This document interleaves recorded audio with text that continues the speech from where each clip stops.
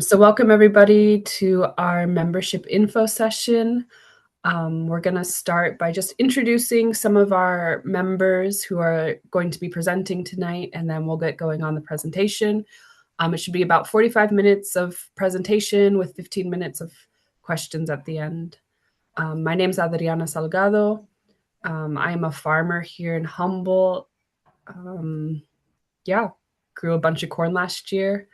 I work with the team. There's like a 4-person team of consultants currently that Aquilli Metzli is running a lot of the show. I'm happy to have you all here, and I'll pass it to Astrid. Hi, my name is Astrid. I am part of the marketing circle. I'm also a consultant. Yeah, I've been here for like 6 months. I love being part of Aquilli Metzli. Yeah, you should join.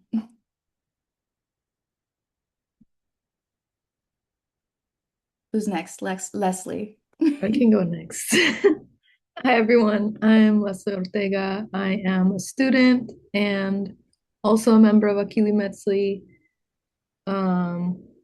Also a part of milpa club on campus, and just excited to have you all here. I'll pass it to Eric. Hi, my name is Eric Roberto Gallegos. I'm one of the partner farmers of Aquilli Metzli, and I also am a member of the steering circle. And I'm excited to see some new membership and get you guys out into the farms.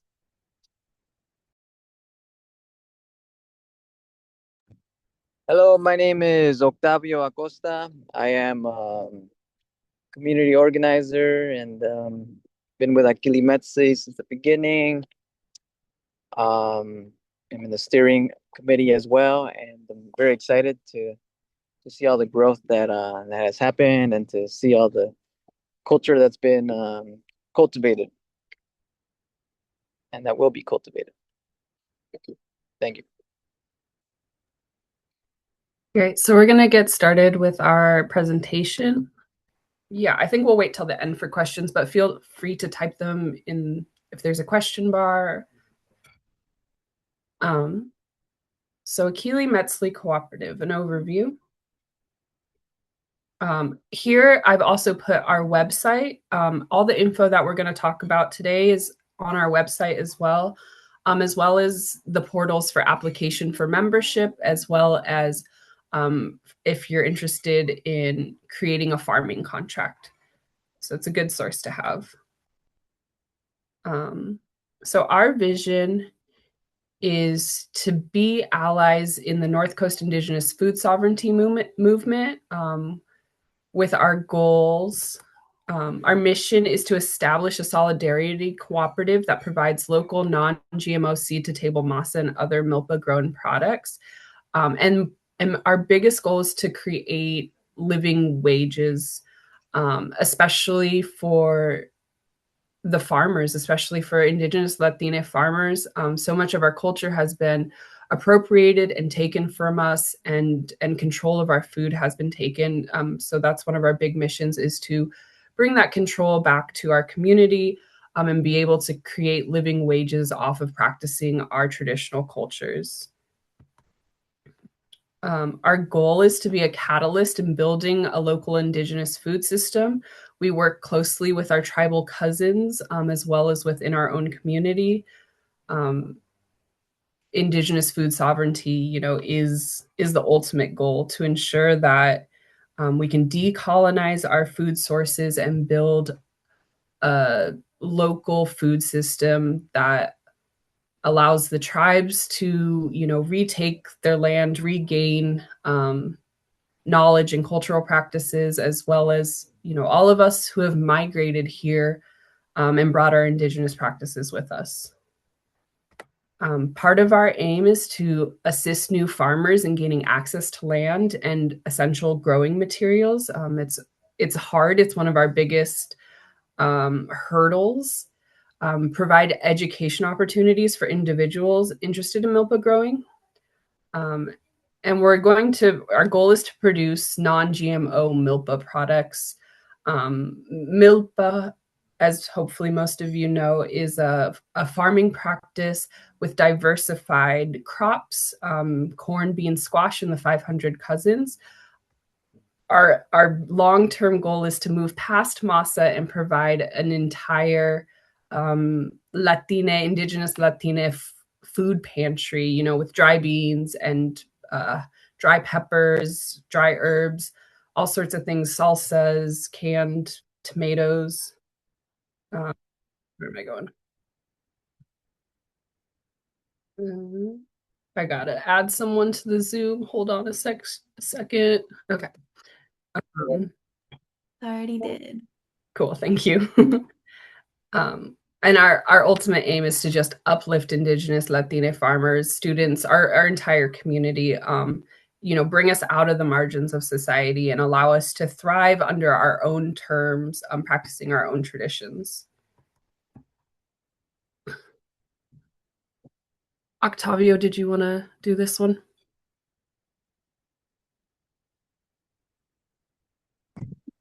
Yes. Sorry, I was just setting up.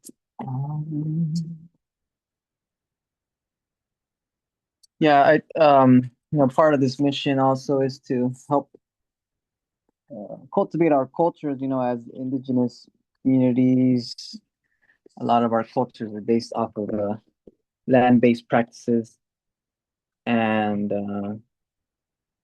with colonization and everything, we've been taken away from land, from our relationship with land, and so it's been really beautiful to also see us grow into it that gives access uh, to our folks to land. And something that's very important is on just with any organization, we realize that this is mostly dealing with people, and it's important to keep to have some acknowledgments and agreements on this. And so our commitments are to one another. Part of that is something that's very important is palabra, and that's which means word in Spanish. And keeping our word is very important, and as a what's it called, the contemporary society, it's some of us were raised to always keep our word, or we're reminded by our parents.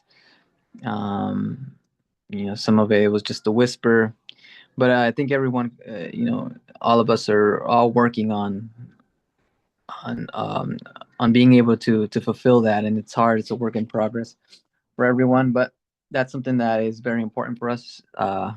Is that palabra? So, entering the space, it's you expect everyone to be of their word. If you say you're going to do something, that you do it, or you communicate that that's not going to happen.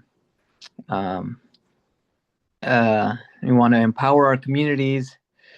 So part of this empowerment is ensuring that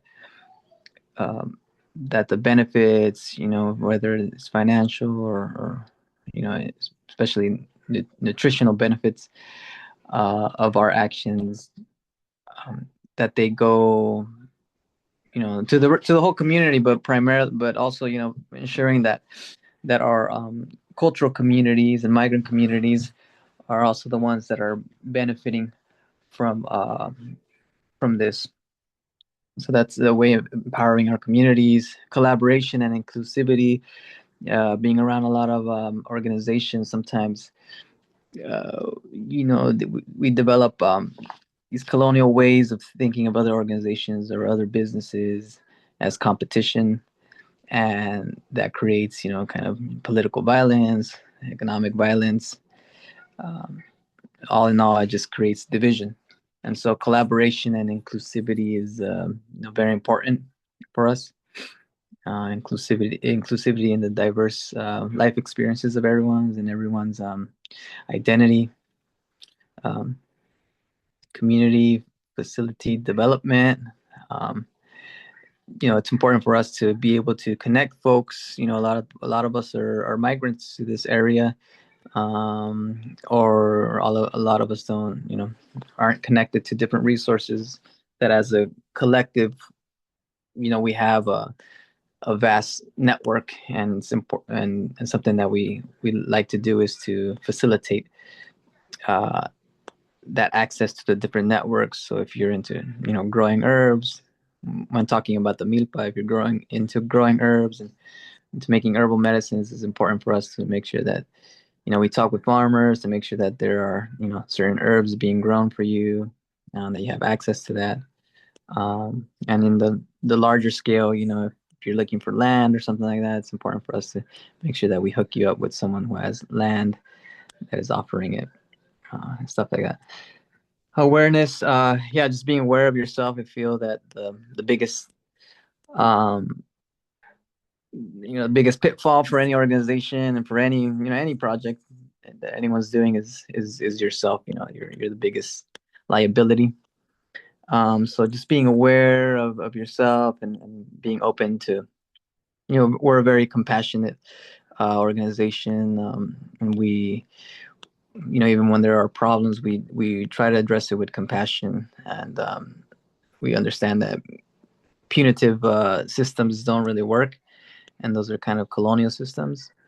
But then there is that, that fine line on where to put boundaries and when to, kind of end things. And so, but with all that, having awareness of yourself is kind of the most important thing, and being open, to everyone's experience. Addressing challenges, cultural respect, and upliftment. That's important for us. Respecting our culture keepers, respecting our families, our experiences, and another way is by ensuring that we always include our people, our migrant communities, or cultural communities. It's important that we always include them in getting access to, these benefits. Equitable decision making. We're working as a sociocratic organization, and so we're we're working on ensuring that everyone's voice is heard. Market access for opportunity. Again, that touches on having giving our folks and the community, access to the markets to sell. Economic development is a huge factor in every aspect of life, and we want to make sure that people have opportunities and access to the markets. Accountability and community leadership. So we want to make sure that everyone has equal access to accountability.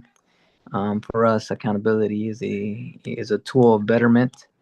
And it's uncomfortable, but it shouldn't be violent. When it's violent, that's something else.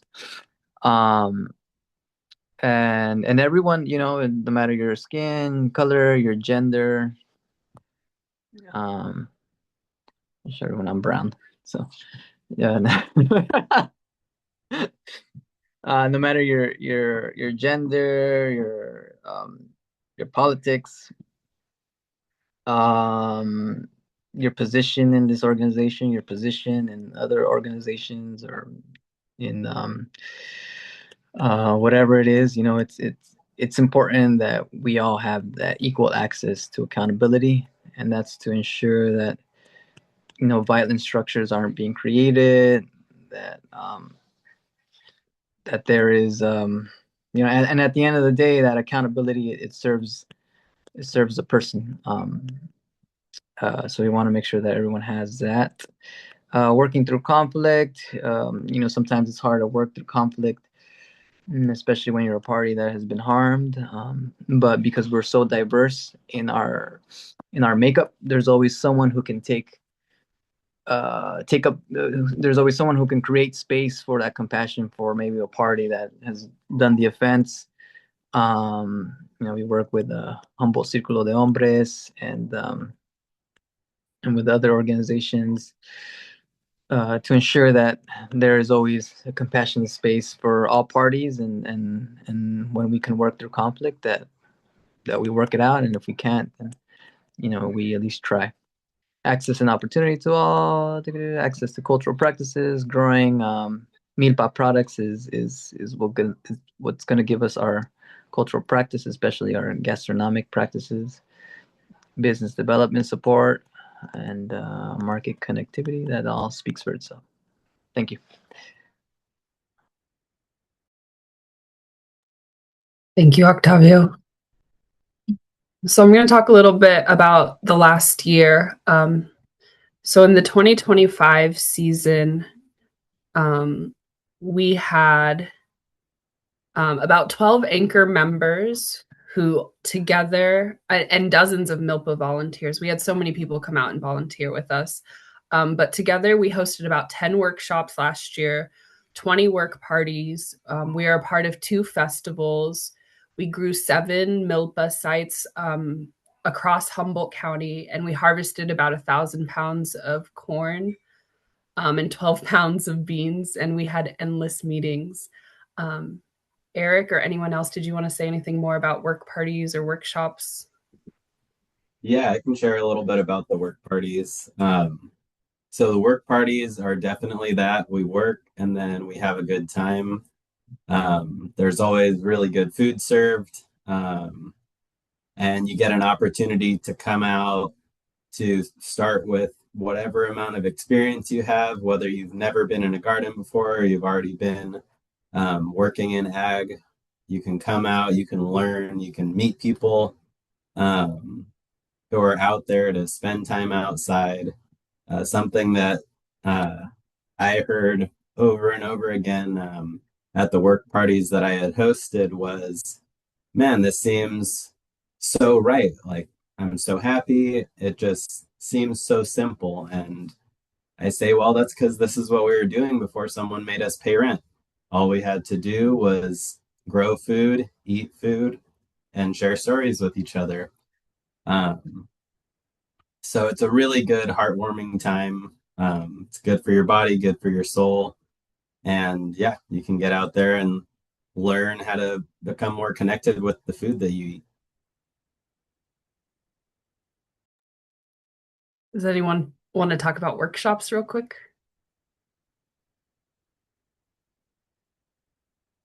I can do it. So with our workshops, we usually are teaching people about masa production, the nixtamalization process, the grinding process, and then we cook together and create a delicious meal. So those are always a lot of fun, and we're slowly expanding into workshops about like other products that we can produce out of the milpa, specifically more arts and crafts. Why aren't you moving? Oh, there we go. So I'm going to move on to 2026. Our current goals that we're working on are to start Masa production and run it as an efficient business, a membership drive, which, member info session is a part of, community outreach, which we're doing through our workshops and our work parties and other events. We also have community dinners once a month, and where you have a bunch of festivals coming up, we'll probably table at. Supporting our milpa tenders through whatever they need and whatever resources we can provide, and then cultivating culture in through all of this and in other aspects as well. And then I'll talk a little bit about what this actually looks like. What are we planning right now? So we are busy planning away. We are hoping to start our Masa production in April. So we've been busy looking at commercial kitchens, making business plans, figuring out, how much we're producing each week, where we're selling it. We are also preparing, I think it's currently 6 community milpa sites for work parties to be hosted at. We'll be at the Cal Poly Student Farm. We have a half acre in CR Shively. Redwood Roots Cooperative also has a plot. And then we have Granja del Alma in Fickle Hill, Wilder Natural Farm in Carlotta. Did I miss any? Oh, maybe a Blue Lake spot. So we've got lots of farming opportunities coming up. We are also having 2 different monthly workshops currently. We'll be at in Fortuna every second Tuesday of the month with some doñas who live down there. And they have an amazing schedule planned of like sopes and taludas and what else are they doing? A nopales workshop. So that's going to be a lot of fun. And then we've been working really closely with the Food Sovereignty Lab. And those are, I think, the first Tuesday of the month, but sometimes it changes. We're going to be having a workshop March 3rd to sew seed packets together for the seed exchange coming up in the middle of March. So yeah, lots going on for planning for 2026. It's going to be an exciting season. We're hoping to grow 5,000 to 10,000 pounds of corn together. And then I'm going to talk a little bit about our governance structure. Governance structure is really important to us. It's how we implement our community acknowledgements and agreements and put them into practice.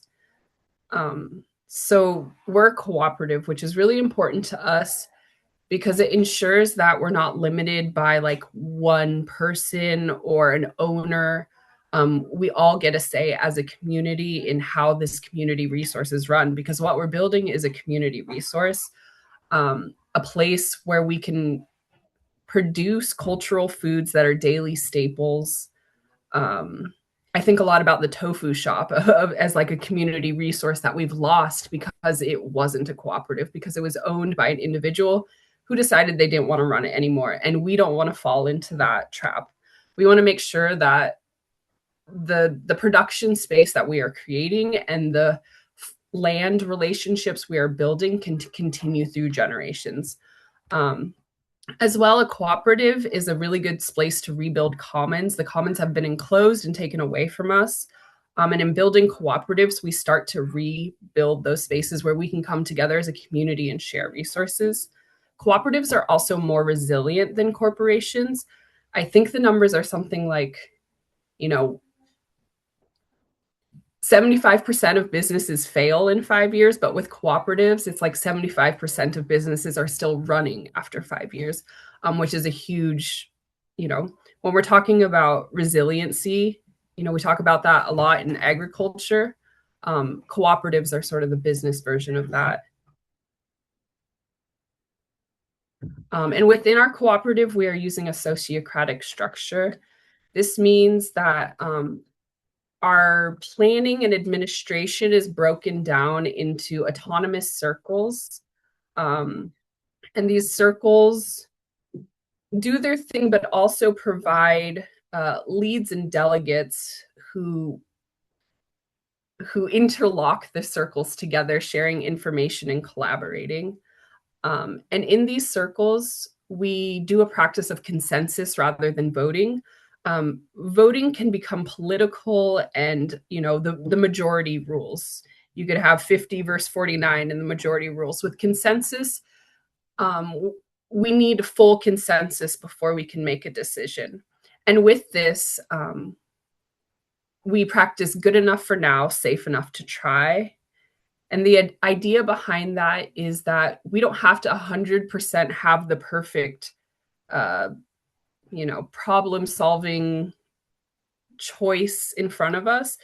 We just need to be able to move forward as long as we think it's safe enough. If we don't think it's safe, if we think it is against our acknowledgments and agreements, against our values, then we object. And if someone is objecting, then the whole group reconsiders it and relooks at it.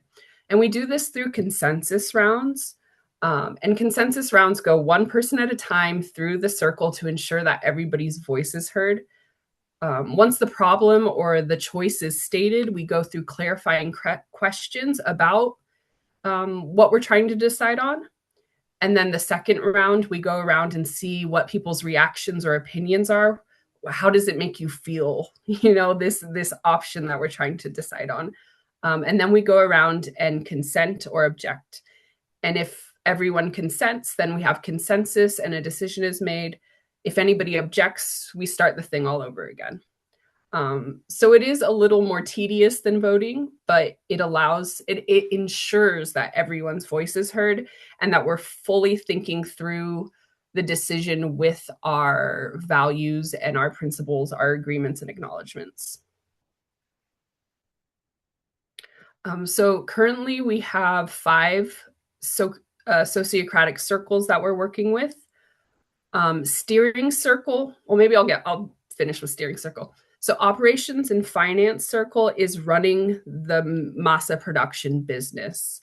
Ensuring that we have a space, ensuring we have all of the items we need to operate, making sure we have people to do the production, all of that fancy stuff.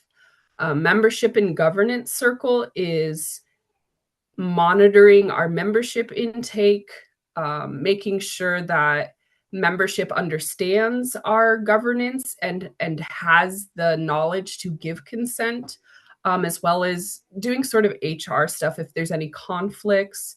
They're also, looking over the bylaws, helping us put the sociocratic practices into practice, as well as running our general membership meetings. And they're going to put together, membership is putting together a party for all the new members to bring their commitments and start the season off in April.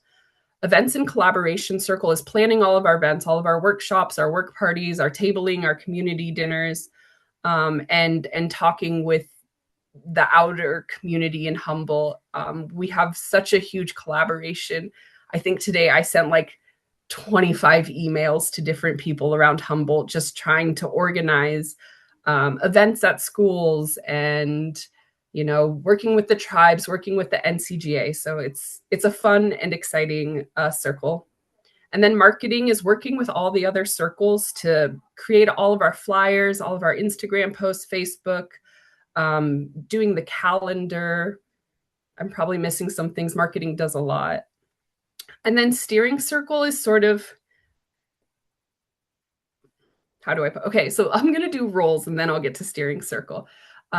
So within these circles, we have leads and delegates. Leads are sort of the facilitators of a circle. They make sure that everybody in the circle knows when meetings are, where the meetings are happening, make sure people understand what tasks are being distributed. And then the delegates are go out of the circle to do collaborations and represent the circle outside of its internal structure. And so steering circle is made up of the leads and delegates of the other circles, and they come together to collaborate and make sure that all of the circles are working within our values, our principles, our acknowledgements and agreements. And leads and delegates, we want to keep at 75% of those people to be Indigenous Latine or milpa culture people. Yeah, that's a lot to throw at you, but I want to make sure that people have at least a basic understanding of how we're functioning and how we're working. Here are some resources on co-ops and sociocracy. Sociocracy for All is a great website with lots of videos that explain this better. Yeah. Leslie, did you want to do this section? Yeah, I can start with this one. Let me know when you want slides to switch and I'll press the button. Okay. I mean, you could go to the next slide. This was going to go over our membership. Here's our flyer that we've been putting around everywhere. So it makes it easier to follow how to join on our website. But membership at Aquilli Metzli is not transactional. It is participation, not just support, relationship, not consumption, collective care, not charity. I really felt like those highlight the majority of what it means to be a member because of the different ways we engage through events, work parties, learning outside of those parameters, and just ensuring that our work continues. And part of membership, you also get one vote each, and we work together to build that milpa food system everywhere in the North Coast, as Adriana mentioned in the different farms that we have for this season. You could do next slide. So some of our requirements are listed here. One is upholding the values and principles of Aquilli Metzli and working towards our goals, vision, and mission. Upholding our palabra, as Octavio said, and the commitments we have made to the collective cooperative. Another requirement is attending at least 3 of our 4 quarterly meetings. Providing our voices to the collective's decision-making process, and that's through the sociocratic governance structure. Attending cooperative educational classes to ensure members are aware and engaged in the processes and structures of the cooperative. I think I want to highlight that one because it's important for all of us to kind of be on the same page in terms of what we've agreed upon. And also just making sure our collaborators and workshops are continuing to inform and just not only bring us together, but make sure that we're evolving with one another. And if there's new ideas that within this membership, we're able to bring up new ideas and collectively work around any changes in that structure. Last one is to make an annual commitment to participating in the activities that give form to Aquilli Metzli. And that's specific to this year. This is the first year, basically, of us having people apply officially and extending that invitation further. Yeah, next slide. So some of our benefits of being a member, you'll be getting a portion of the 2026 harvest, usually in the fall. You get voting powers in the co-op to help us make decisions and making sure everything goes along with our agreements and cultural significance. Family dinners, that also includes community dinners. We have one coming up at the end on the 28th at La Haciendita. We also have access to seeds, tool sharing, cool swag, and community resources. Next slide.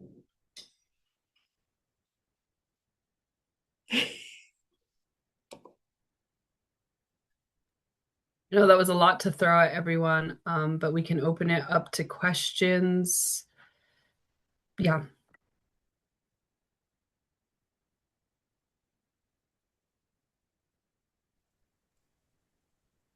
Oh, a quick comment on the photo. I forgot to mention. Yeah. On our question slide, we just took that one yesterday because we got our molino through the NCGA grant.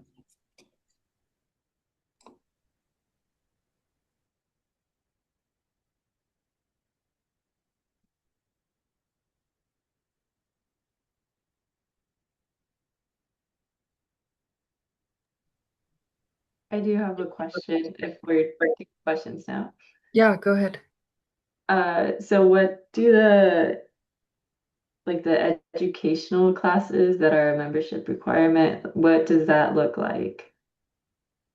Yeah, with this being our first year, we're still figuring it out. But we're hoping that it'll be like one class that just goes over our bylaws and our governance structure and how to be a part of a meeting. We want to make sure that our members know how to address the bylaws if they think they need a change, and can be, given educated consent in meetings. And then the second educational class, which could be optional, is probably going to be about roles. If you're a delegate or a lead, we'd like to give a little education to those people. As well, there's like in meeting roles that we transition through each time it's a different person, and those are facilitator, note keeper. I don't know if we'll need to train people on timekeeper, but maybe.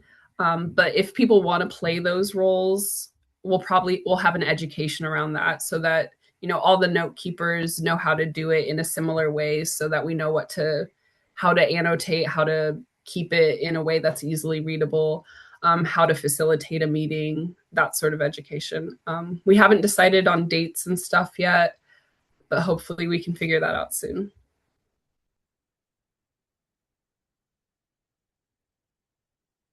I have a question. So it's as one of the membership requirements, it says, I just wonder when the quarterly meetings are, is like how often are those meetings? And then I guess I'll ask that question first, and then I have a second question, if you don't mind. Yeah. So there'll be 4 throughout the year. Our first one with the new membership will be in May. And then they'll be every 4 months, whatever that is, September, January. Yeah. Okay, cool. Okay, so it's for a year. Okay. Um, and then I just had a question about like, do you have a system right now for people who are like not actually members, but they're just like regular volunteers, for your events and things like that? Do you have like um people that, because I know you said you have like events and things that, you have more than just the actual members. Is there like a system or a way that you organize that or people get on board for that kind of thing?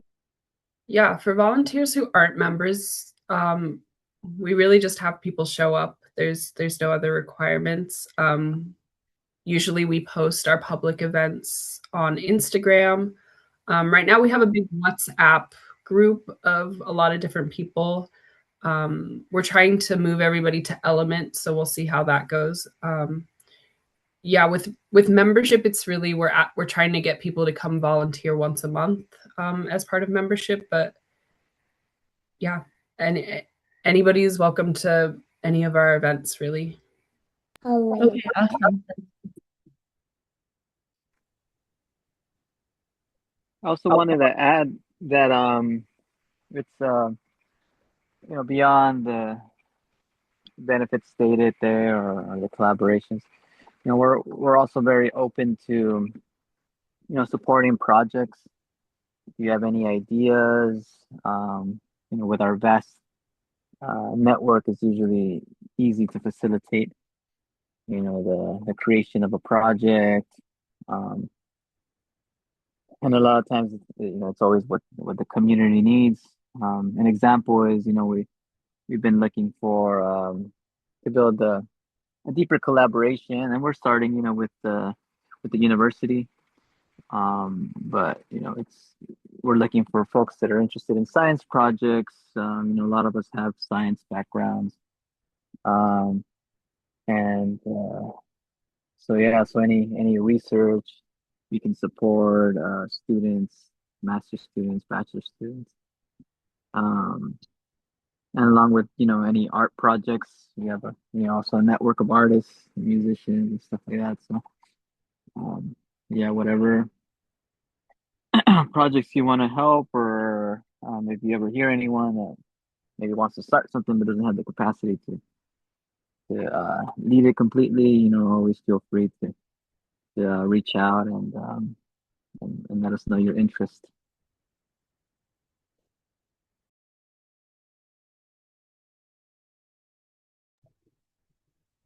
I have another question. So I saw the member commitment form. Then does that, like our next steps to become a member, to fill out the form and then have a discussion with you Adriana or Astrid, or how do we decide, I guess, what role we're taking on, or like what circle, what farm? Yeah. Yeah, that's a great question. I'll go over just like the whole member process because I know some people aren't aware of it too. So when you fill out the online application, we'll send out an email that has our bylaws, our membership handbook, and it asks you to meet with Astrid or myself to go over like what we're doing now, and answer any questions. And it also includes a commitment form. Um, it's great if people want to stick to one role, and that's really up to like what you are interested in. And the volunteer roles that we've sort of thought about, like, oh, this would be useful, is people working at work parties, people working at workshops, volunteering to help process the masa and sell it at farmers market, and volunteering to be part of a planning circle. So it really depends on where your interest lies.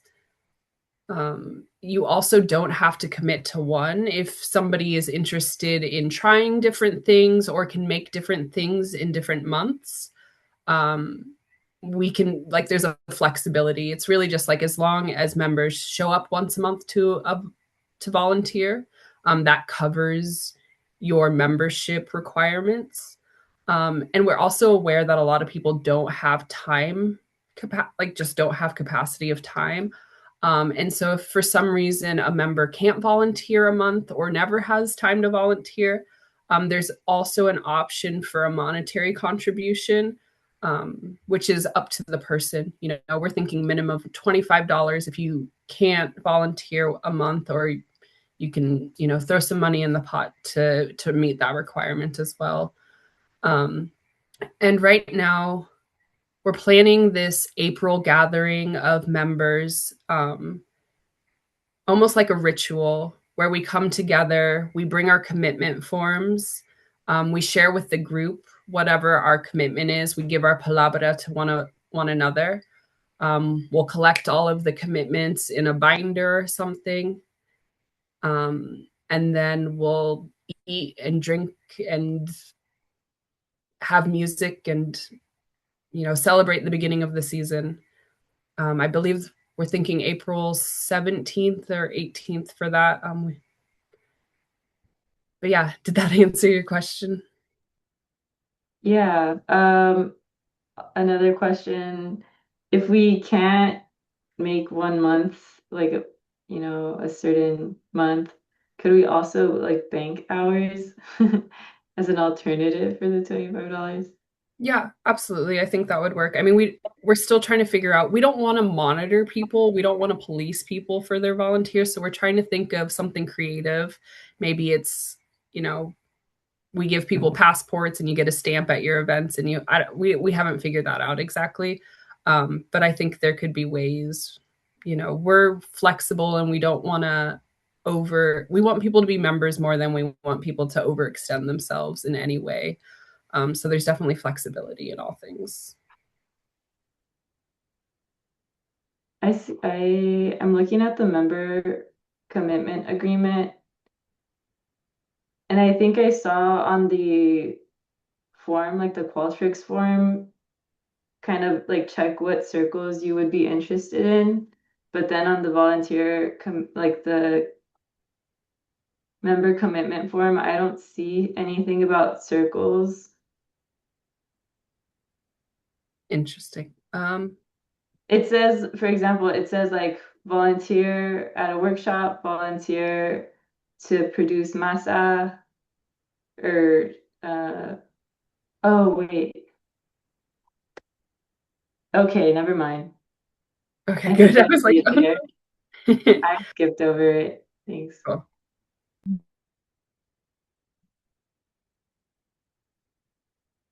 Any other questions? Anything need clarifying? Yeah, just more on the monthly contribution, not the monetary aspect of it, but the just like the participation. And I'm just asking this too for several reasons, mainly because I'm in Soham. If that does that always have to be in physical person, or is there a way to contribute in any kind of capacity, not necessarily in person, wearing like a different kind of hat or role? Yes. Okay. Cool. Yeah, absolutely. Especially with like the circle plannings. I'm assuming a lot of them will be on Zoom. We also have one farm in Soham and Garberville that is desperately looking for assistance. So we are trying to get out to Soham, and it's really exciting to hear that you're down there. Yeah. Awesome. Cool. And then I know that I probably am gonna have like at least 5 to 10 questions after we leave. Yeah. Who is the best, what's the best email address that I can send any questions to? Yeah, our Aquilli Metzli at gmail.com. It's also on our website. Um, there's like 5 of us who are checking that email, so it'll get answered pretty quickly. Awesome. Thank you so much. Yeah, absolutely.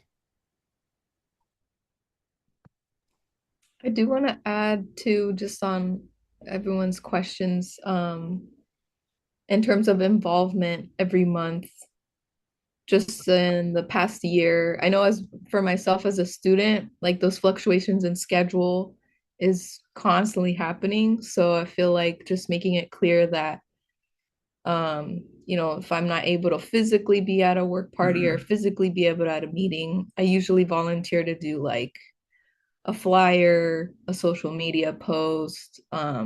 Again, depending on what circle you're interested in, we're gonna have different chats within the Element app. So we'll be able to see like where everyone's at, and you don't have to be like so engaged where you're like, aware of every event, aware of everything that's going on, but just noticing things. And when you're able to pop in and be like, oh, that would be fun, or we need a logo, we need we do need a lot of creative support, and we need other things like, we put a lot of questions in those chats. So as long as people are just tapped in, I feel like everyone contributes in whatever capacity over the year. And before I get to you, Viviana, just a quick add on. If you have like a skill or something that's seasonal or, but is going to be a big time commitment, we can work around things. We have one, hopefully, member who is a mechanic, and he's willing to do whatever work, but we don't always have work for him. But in the fall, we're going to have him build a bunch of grain dryers. So we can also, figure out what works best for people and make sure people are using their skills how they want to as well. Yeah, Viviana. Yeah. Going back to the circles, I'm thinking about how to fill out the member commitment form, and it's hard to say like which one to choose because I don't know when they meet. So do you have any advice for like, oh, just mark the ones you're interested in, and then we'll plug you in and you'll see if you can make the meeting? Yeah, absolutely. We're still trying to figure out the circle meeting times as well. We don't have enough capacity just people wise right now to have separate meetings for each circle. Sometimes it's just like all of us meeting at once instead. Um, but yeah, as long as you know like how you want to contribute in whatever format, that's more about, you know, the form is nice, but it's really about like how do you feel you want to contribute inside you, and creating that palabra and that commitment. I don't know how to explain it thoroughly, but just like this is what I'm going to do and I'm going to follow through with it, sort of. It's more about your own idea than, yeah. Thanks.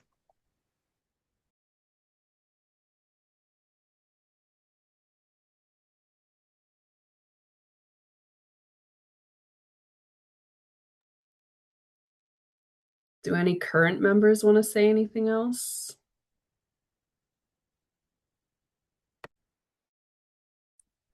I also wanted to add that, a lot of times, once again, talking about our network, a lot of times we get offered, to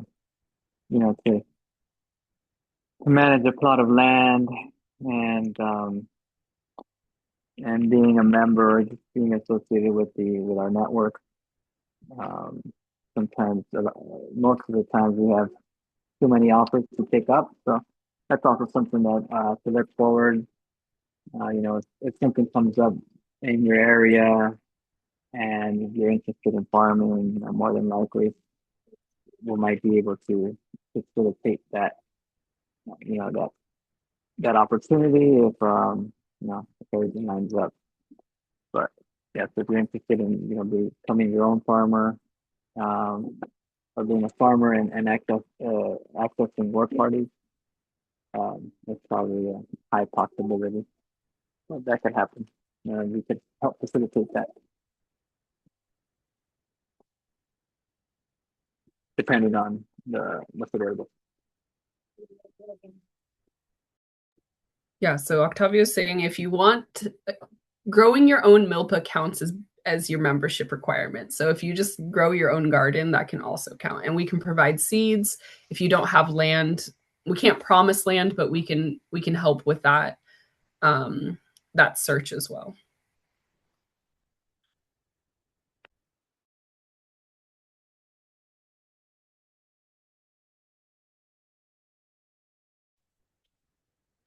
I guess I'll also add, in terms of more of our link with Milpa Club and the school farm, I want to make sure to also let everyone know that that would be another opportunity for anyone wanting to do a thesis or research project on the land associated with that. Cynthia Ammerman is our Milpa Club's faculty advisor, so she's really open to making sure students are involved in that. And if any interest in that, she is really great at connecting students with, if it's not herself, any other faculty members, on making sure that it can supplement like any of your educational goals also.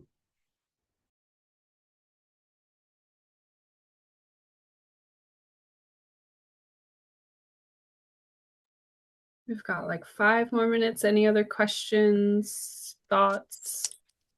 Hey there. I wanted to quickly check in. First off, mention how thankful I am that we have these kind of meetings and opportunity to learn. I just recently, this weekend, had an opportunity to meet some of y'all, so thank you so much. I'm just now learning more about the volunteer page or the commitment page to check out, so I'm really excited to find out more about that. And I'm hearing a lot more about circles, and it seems like these might be more of your interest. So I was curious to know if there'd be a circle that would be what this last weekend's event was for like mending or sewing. Like what would that look like, more of like the creative circle, or that there's more specifically some group to focus on for that area? We don't currently have a creative circle, but the cool thing is like we can create circles as people become interested in things.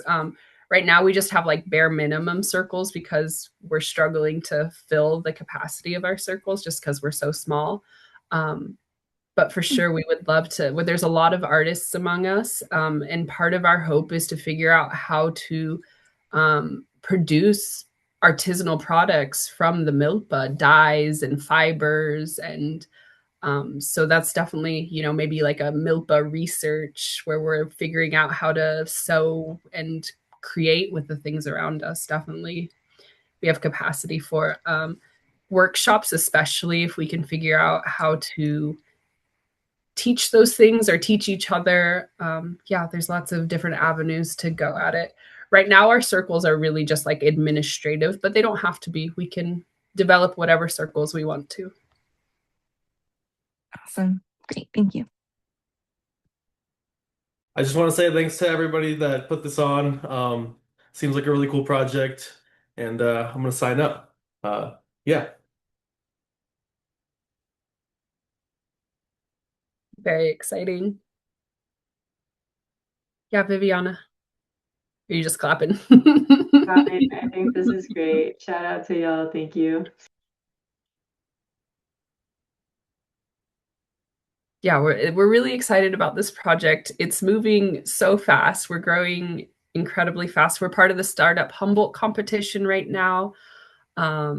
We're applying for grants. We talked to someone locally who has a tortilla machine the other day, so we could be moving up to tortillas in the next year, which is really exciting. The co-op called me the other day asking when our Masa would be ready for their purchasing. So there's just a lot of exciting things happening. And we're so excited to see so many people here. We've already had, what was the number? Like 23 people sign up to be members. So we're really excited to grow this community and get to know all of you. Any last questions in our last 2 minutes? Any last thoughts? What's the next Aquilli Metzli activity? That's a great question. So next Saturday, we will be tabling at the farmers market as part of our membership drive, sharing similar information that we did today with the public. And then once the farmers market is over, we're going to go to the harvest hub and grind masa and make tortillas. And I don't even remember what's on our menu anymore, but we're going to have a public quesadillas. Saturday, the 28th, 6 to 8, we're having a free dinner at La Ciendita. We use the honorariums we get for workshops and the tips we get at workshops to provide free meals, as well as all of our workshops currently are free to the public. So it's been really great that the community has been able to support us to continue providing free workshops. What else is happening? March 3rd, at the Food Sovereignty Lab, Milpa Club will be hosting a seed bag sewing workshop, which we're really excited for. We're getting ready for the seed exchange on the 14th of March. What else is coming up?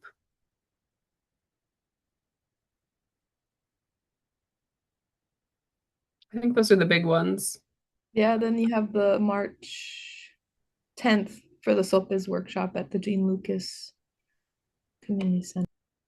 In Fortuna, yeah. And we will also be having on the 8th, if you know any Spanish speakers who are interested in Aquilli Metzli, we'll be having a Spanish info session / seed exchange on the 8th in Fortuna, location to be decided. And it seems like that's our time. Thank you so much, everyone, for joining us. This is very exciting. And hopefully we'll see you all soon.